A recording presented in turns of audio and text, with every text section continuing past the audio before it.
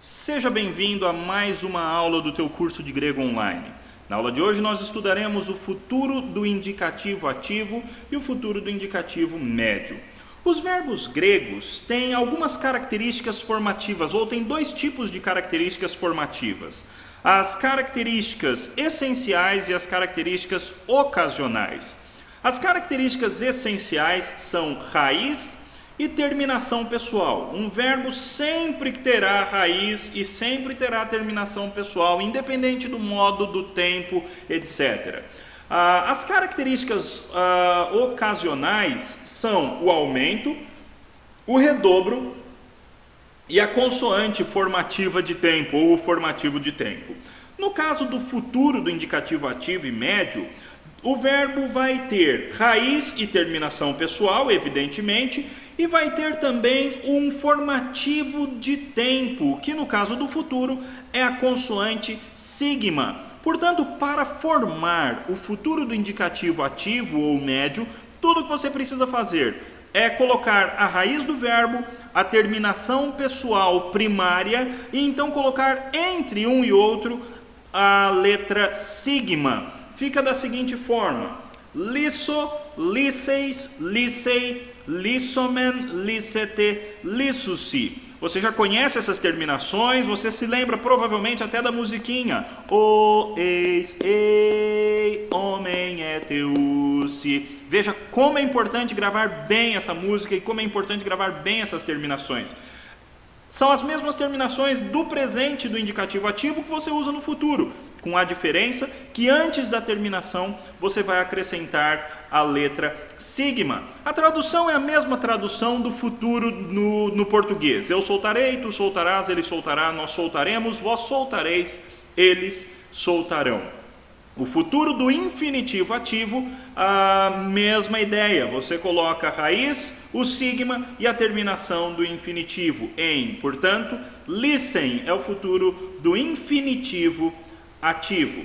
No caso do futuro do indicativo médio, note que nós não estamos aqui tratando do futuro do indicativo passivo.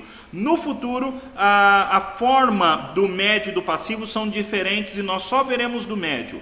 Você acrescenta a raiz, o formativo de tempo, e logo depois do formativo de tempo, você colocará as terminações médio-passivas primárias, que são aquelas da musiquinha Jingle Bells. Jingle bell, o maieietai, o meta estiontai, o maieietai, o meta estiontai. Portanto, você terá lissomai, lisse, lissetai, lissometa, lisseste, lissontai. Eu me soltarei, tu te soltarás, ele se soltará, nós nos soltaremos, vós vos soltareis, eles se soltarão. No caso aqui, nós estamos traduzindo a voz média como uma voz reflexiva. Uma coisa importante atentar: no caso dos verbos cuja raiz termine com consoantes labiais, guturais ou dentais, algumas mudanças vão acontecer nessa raiz ou nesses verbos. As consoantes labiais são o beta, o pi e o fi. Quando você acrescenta o sigma do futuro ao beta, pi ou fi, essas consoantes são transformadas em psi. No caso, então, o verbo blepo se transforma em blepso.